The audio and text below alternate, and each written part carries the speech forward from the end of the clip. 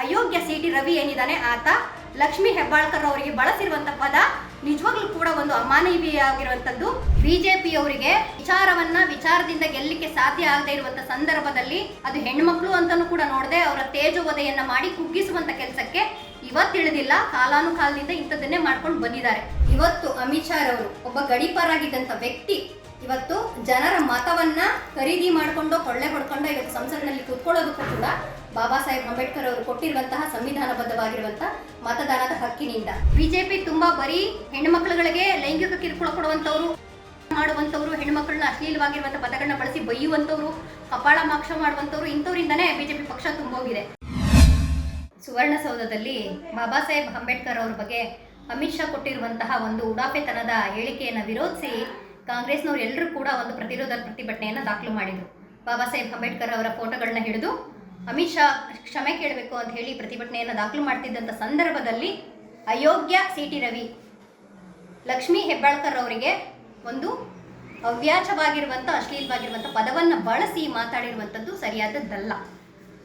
ಬಿಜೆಪಿಯವರಿಗೆ ವಿಚಾರದಿಂದ ಗೆಲ್ಲಲಿಕ್ಕೆ ಸಾಧ್ಯ ಆಗದೆ ಇರುವಂಥ ಸಂದರ್ಭದಲ್ಲಿ ಅದು ಹೆಣ್ಮಕ್ಳು ಅಂತಾನೂ ಕೂಡ ನೋಡದೆ ಅವರ ತೇಜೋವಧೆಯನ್ನ ಮಾಡಿ ಕುಗ್ಗಿಸುವಂತ ಕೆಲಸಕ್ಕೆ ಇವತ್ತಿಳಿದಿಲ್ಲ, ಕಾಲಾನುಕಾಲದಿಂದ ಇಂಥದ್ದನ್ನೇ ಮಾಡ್ಕೊಂಡು ಬಂದಿದ್ದಾರೆ.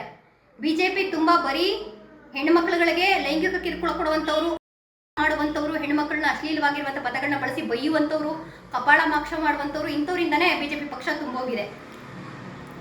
ನಮ್ಮ ದೇಶದ ಪ್ರಧಾನ ಮಂತ್ರಿಯವರು ಬೇಟಿ ಬಚಾವೋ ಅಂತ ಹೇಳ್ತಾರೆ. ಸೊ ಇವರ ಬೇಟಿ ಬಚಾವೋ ಯಾವ ರೀತಿ ಅರ್ಥವನ್ನ ಕೊಡುತ್ತೆ?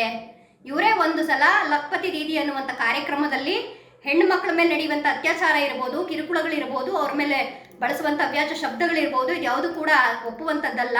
ಹೆಣ್ಣು ಮಕ್ಕಳ ಮೇಲಿನ ಲೈಂಗಿಕ ಕಿರುಕುಳವನ್ನು, ಅತ್ಯಾಚಾರ ಅನ್ನುವಂಥದ್ದು ಬಹಳ ಅಮಾನವೀಯ ಆಗಿರುವಂಥದ್ದು. ಕ್ಷಮಿಸೋದಕ್ಕೆ ಅರ್ಹರಾಗದೇ ಇರುವಂಥ ವ್ಯಕ್ತಿಗಳು, ಅವರುಗಳಿಗೆ ಕಠಿಣವಾಗಿರುವಂಥ ಶಿಕ್ಷೆಯನ್ನು ವಿಧಿಸಲೇಬೇಕು. ನಾವು ಹೆಣ್ಣುಮಕ್ಕಳ ಪರವಾಗಿರ್ತೀವಿ ಅಂತೇಳಿ ಭಾಷಣವನ್ನು ಬಿಗಿಯುವಂಥ ನರೇಂದ್ರ ಮೋದಿ ಅವರೇ, ನಿಮ್ಮ ಪಕ್ಷದ ತುಂಬಿಕೊಂಡಿರುವಂತಹ ಈ ಕಾಮುಕರು, ಅಯೋಗ್ಯರಿಗೆ ನೀವು ಯಾವ ರೀತಿಯಾದಂತಹ ತಿಳುವಳಿಕೆಯನ್ನು, ಬುದ್ಧಿಯನ್ನು ಹೇಳ್ತೀರಿ ಅನ್ನುವಂಥದ್ದು ನಮ್ಮ ಪ್ರಶ್ನೆ. ಅದಲ್ಲದಿರದಿಂದ ಕಾಲದಿಂದನೂ ನಾವು ಹೇಳ್ತಾನೆ ಬರ್ತಾ ಇದೀವಿ, ಹೆಣ್ಣು ಮಕ್ಕಳನ್ನು ಅತ್ಯಾಚಾರ ಮಾಡುವಂಥವ್ರು, ಲೈಂಗಿಕ ಕಿರುಕುಳ ಕೊಡುವಂಥವ್ರು, ಹೆಣ್ಮಕ್ಳನ್ನು ಅಶ್ಲೀಲ ಪದಗಳನ್ನ ಬಳಸಿ ಮಾತಾಡುವಂಥವ್ರು, ಇಂಥವ್ರು ಯಾರು ಕೂಡ ಸಂಸಕರು, ಶಾಸಕರಾಗಿ ಕೂತ್ಕೊಳ್ಳಿಕ್ಕೆ ಅರ್ಹರಲ್ಲ. ಇಂಥವ್ರನ್ನ ಅದು ಬಿಜೆಪಿ ಪಕ್ಷ ಆಗಿರ್ಬೋದು, ಕಾಂಗ್ರೆಸ್ ಪಕ್ಷ ಆಗಿರ್ಬೋದು, ಅಧಿಕಾರದ ಸ್ಥಾನದಲ್ಲಿ ಕೂರಿಸಬಾರ್ದು. ಅವ್ರನ್ನ ಉಚ್ಚಾಟನೆ ಮಾಡಿ ಮುಂದಿನ ದಿನಗಳಲ್ಲೂ ಕೂಡ ಒಂದು ಅಧಿಕಾರದ ಸ್ಥಾನಗಳಿಗೆ ನಿಂತ್ಕೊಳ್ಳಿಕ್ಕೆ ಚುನಾವಣೆಗೂ ಕೂಡ ಅವಕಾಶ ಕೊಡಬಾರ್ದು ಅಂತ ಹೇಳಿ ಪ್ರತಿರೋಧವನ್ನು ತೋರ್ತಾನೆ ಬರ್ತಾ ಇದ್ದೀವಿ. ಆದರೂ ಕೂಡ ಈ ಸಲನೂ ಅಮಿತ್ ಶಾ ಅವರು ಕೊಟ್ಟಿರುವಂಥ ಹೀನಾಯ ಹೇಳಿಕೆಯನ್ನು ಸಮರ್ಥನೆ ಮಾಡಿಕೊಂಡು ಅಯೋಗ್ಯ ಸಿ.ಟಿ. ರವಿ ಏನಿದ್ದಾನೆ ಆತ ಲಕ್ಷ್ಮೀ ಹೆಬ್ಬಾಳ್ಕರ್ ಅವರಿಗೆ ಬಳಸಿರುವಂಥ ಪದ ನಿಜವಾಗ್ಲೂ ಕೂಡ ಒಂದು ಅಮಾನವೀಯವಾಗಿರುವಂಥದ್ದು. ಈ ಬಿಜೆಪಿ ಅಯೋಗ್ಯರಿಗೆ ಬುದ್ಧಿಯನ್ನು ಕಲಿಸಲೇಬೇಕಾಗಿದೆ. ಬರೀ ಕಾನೂನು ಕ್ರಮ ಆದರೆ ಮಾತ್ರ ಸಾಕಾಗೋದಿಲ್ಲ. ಮುಂದಿನ ದಿನಗಳಲ್ಲಿ ಸಿ.ಟಿ. ರವಿ ಬಿಜೆಪಿ ಪಕ್ಷದಿಂದ ಯಾವುದೇ ಸಂಸದ ಅಥವಾ ಶಾಸಕರ ಸ್ಥಾನಕ್ಕೆ ಚುನಾವಣೆಯಲ್ಲಿ ಅವನು ಭಾಗವಹಿಸಬಾರ್ದು ಮತ್ತು ಅಲ್ಲಿ ಸುವರ್ಣಸೌಧದಲ್ಲಿ ಕೂತ್ಕೊಳ್ಳಿಕ್ಕೆ ಅವನಿಗೆ ಯೋಗ್ಯತೆ ಇಲ್ಲ.